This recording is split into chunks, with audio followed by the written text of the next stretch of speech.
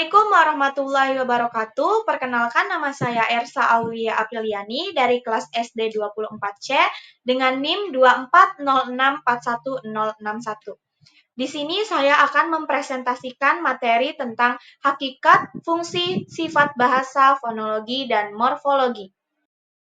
Untuk memenuhi tugas mata kuliah Konsep Bahasa dan Sastra Indonesia yang diampu oleh Ibu Asih Wahyuningsih, MPD.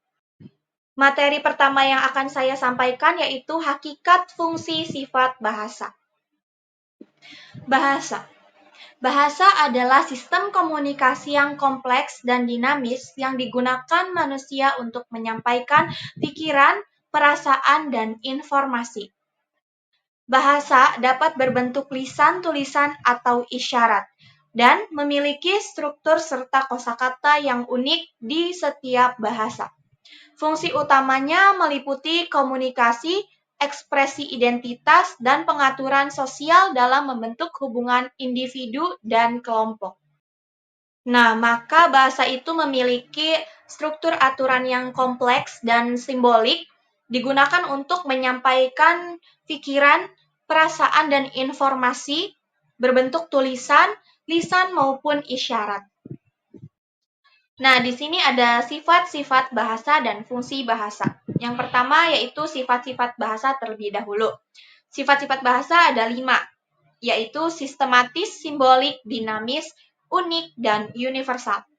Yang pertama yaitu sistematis. Sistematis yaitu memiliki pola dan aturan. Jadi setiap bahasa itu memiliki pola dan aturan-aturannya. Yang kedua, simbolik, berupa lambang, bunyi, atau tulisan. Yang ketiga yaitu dinamis, selalu berkembang. Jadi bahasa selalu berkembang seiring dengan perkembangannya zaman. Yang keempat, unik, khas setiap bahasa. Bahasa itu berbeda-beda dan memiliki ciri khasnya tersendiri setiap bahasanya itu. Yang kelima yaitu universal, digunakan semua manusia. Semua manusia menggunakan bahasa dan bahasanya itu berbeda-beda dan memiliki ciri khasnya tersendiri. Seperti tadi yaitu yang keempat, unik. Selanjutnya yaitu fungsi bahasa.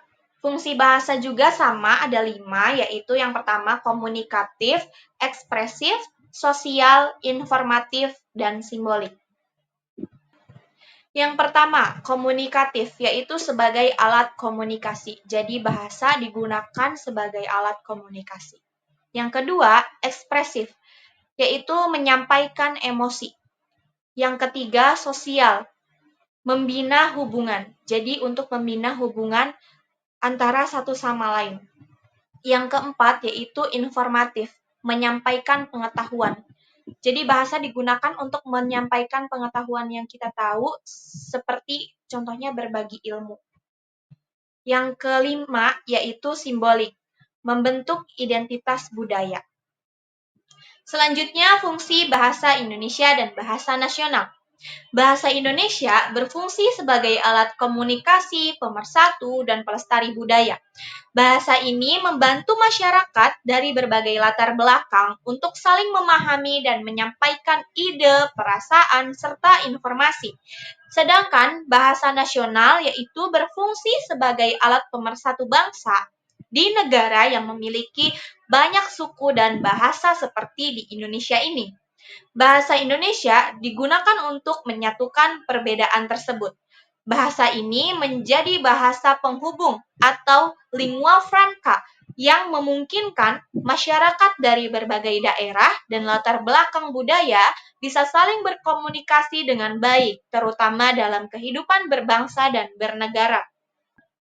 Maka bahasa Indonesia memiliki peran penting sebagai alat komunikasi dan pemersatu bangsa.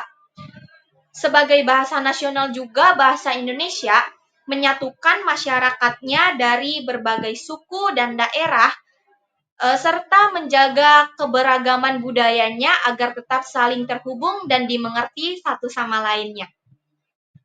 Selanjutnya ada pemerolehan bahasa. Pemerolehan bahasa adalah proses di mana individu belajar dan menguasai bahasa. Bahasa pertama atau L1 diperoleh secara alami sejak bayi melalui interaksi sehari-hari, yaitu si bayi mendengarkan orang-orang sekitarnya berbicara atau si bayi tersebut diajak berbicara, diajak mengobrol oleh orang-orang di sekitarnya. Selanjutnya, bahasa kedua atau L2 dipelajari setelah L1, biasanya secara sadar di lingkungan sosial atau pendidikannya. Prosesnya dimulai dari mendengar, lalu meniru, mengucapkan, hingga akhirnya bisa menyusun kalimat.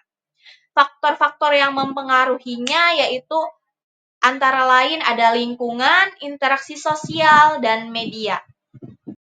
Lanjut ke materi yang kedua, yaitu fonologi. Fonologi adalah cabang ilmu linguistik yang mempelajari sistem bunyi dalam suatu bahasa, serta bagaimana bunyi tersebut digunakan untuk membedakan makna dan membentuk ujaran. Berbeda dengan fonetik yang membahas aspek fisik bunyi. Nah, di sini ada unsur-unsur fonologi. Yang pertama yaitu ada fonem. Fonem yaitu unit bunyi terkecil dalam bahasa yang membedakan makna kata. Yang kedua ada alofon, yaitu variasi dari fonem yang tidak mengubah makna kata. Yang ketiga yaitu ada suku kata, yaitu unit pengucapan terdiri dari fonem, yaitu vokal atau konsonan, plus vokal. Yang terakhir atau yang keempat yaitu ada prosodi, yaitu tekanan, intonasi, dan durasi. Perbedaan fonologi dan fonetik. Fonologi dan fonetik memiliki pendekatan yang berbeda dalam menganalisis bunyi bahasa. Seperti fonologi, yaitu fungsi bunyi dalam sistem bahasa, sedangkan fonetik yaitu bunyi secara fisik. Yang kedua yaitu fonologi fokus pada makna, sedangkan fonetik fokus pada cara bunyi dihasilkan.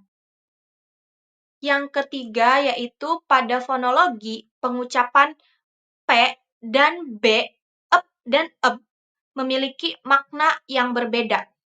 Dan sedangkan pada fonetik, fokus pada suara itu sendiri, seperti pada posisi lidah dan aliran udara.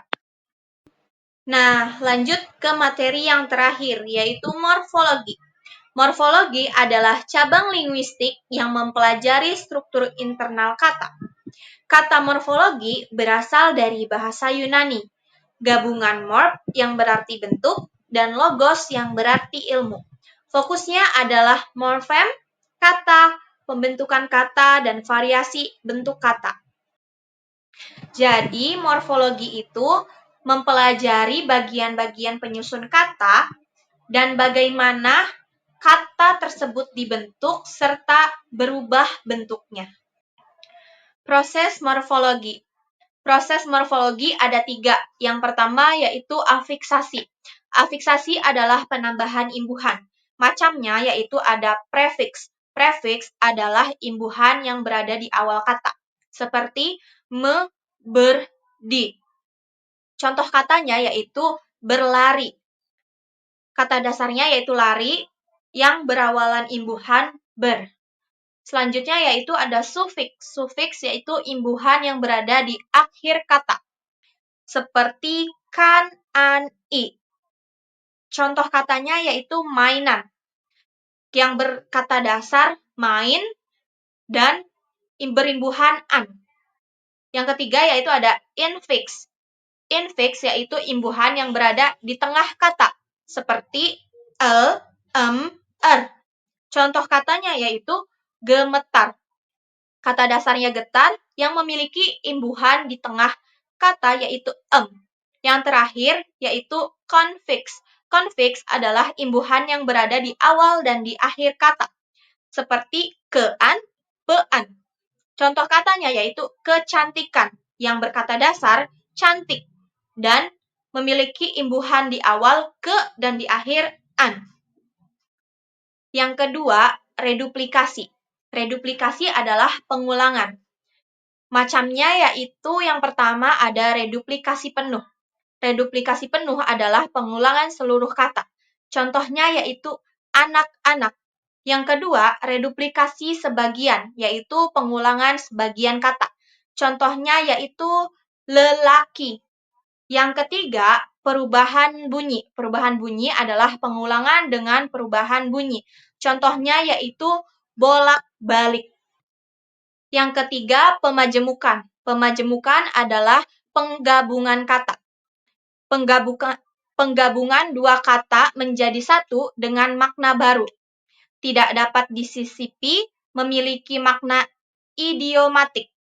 Jenisnya yaitu ada dua, endosentris, ada inti, dan eksosentris, tidak ada inti.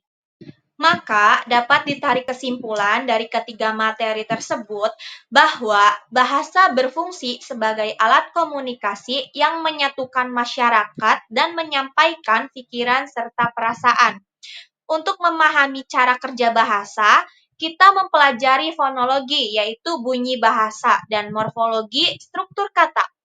Ketiga unsur ini saling berkaitan. Fungsi bahasa mengandalkan bunyi yang bermakna fonologi dan bentuk kata yang tepat yaitu morfologi untuk menciptakan komunikasi yang efektif. Mungkin cukup sekian materi yang dapat saya sampaikan, kurang lebihnya mohon maaf karena kesalahan datangnya dari diri saya sendiri dan kesempurnaan hanyalah milik Allah. Terima kasih kepada teman-teman yang telah menyaksikan video ini sampai selesai. See you and bye-bye.